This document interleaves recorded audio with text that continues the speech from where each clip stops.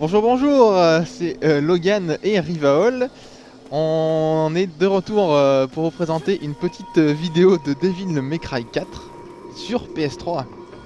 C'est une version test définitive envoyée par Capcom, c'est ça? Ouais, absolument.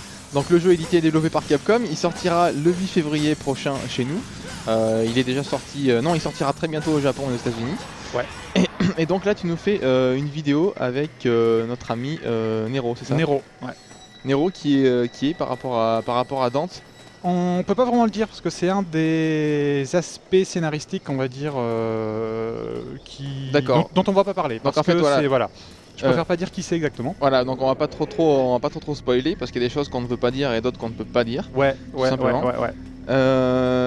C'est par rapport au précédent Devil May Cry, c'est une suite. C'est chronologiquement parlant, il se situe où?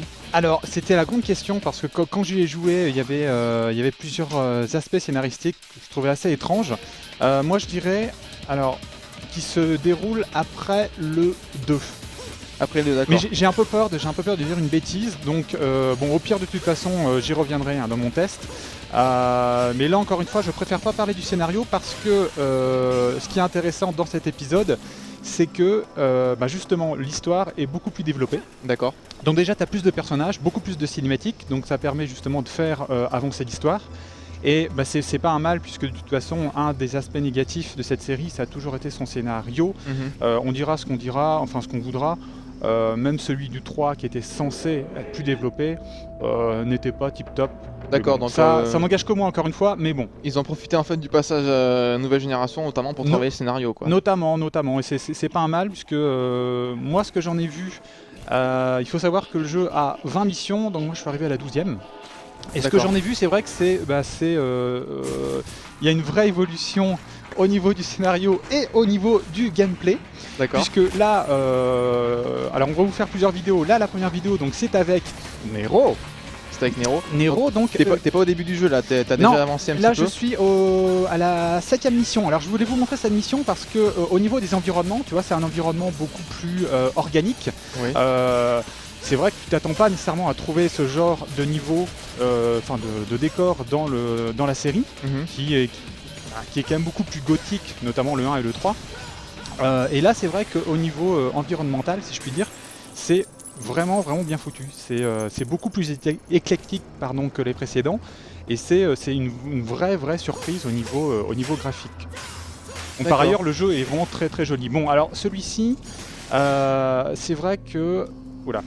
Il y a un petit ralentissement là. Ouais, non, c'est parce qu'en fait j'ai tapé une statue et j'ai pas encore les pouvoirs pour la détruire. D'accord.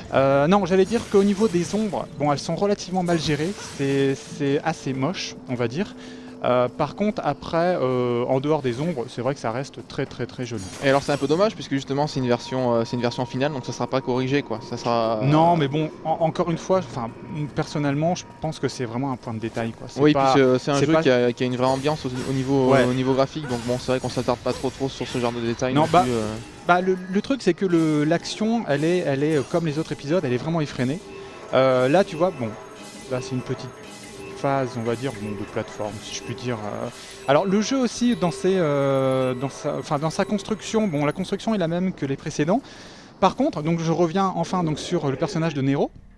Alors Nero... et alors quand on ouvre des portes, on voit pas l'ouverture et la fermeture des portes. Non mais ça a toujours été ça. C'est pas bien ça quand même. Attends, c'est pas normal. C'est un point de détail monsieur, je suis désolé. Je suis désolé. Alors là tu vois donc, Nero, il a pour lui d'avoir son Devil Bringer. Qu'est-ce que c'est le Devil Bringer? C'est un gant. Oui, qu'est-ce que c'est, je te demande. C'est un gant qui te permet notamment de faire ce genre de choses. D'accord. Voilà, tu vois, de te téléporter. Alors bien évidemment tu peux l'utiliser pour défourailler de l'ennemi. Donc Nero n'est absolument pas humain en fait. Je peux pas. Je peux pas te dire. Je peux pas. J'ai pas le droit. Non, mais c'est une des surprises. C'est menacé de mort ou des quoi? révélations. Tu peux rien dire. Je peux pas. Je peux pas dire. Je ne veux pas spoiler nos amis lecteurs qui nous écoutent, qui nous regardent.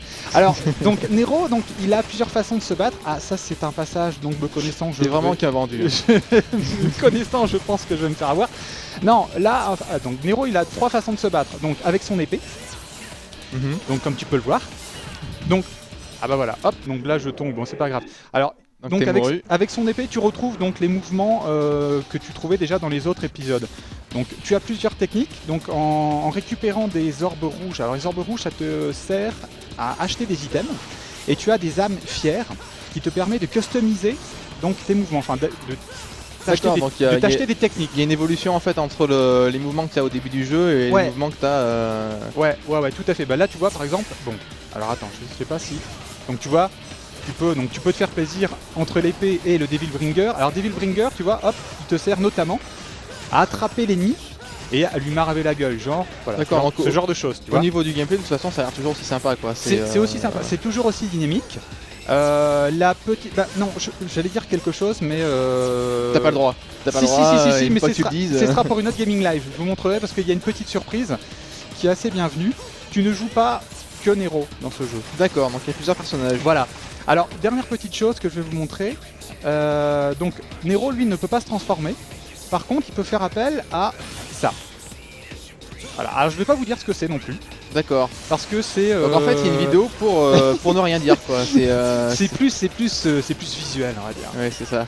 Je fais naître l'envie chez le joueur. Ok. Voilà. Bon, bah, ce qu'on va faire, c'est que pour cette vidéo-là, on va en terminer. Et puis, bah, on va se retrouver dans un autre niveau avec un autre personnage, si tu le veux bien.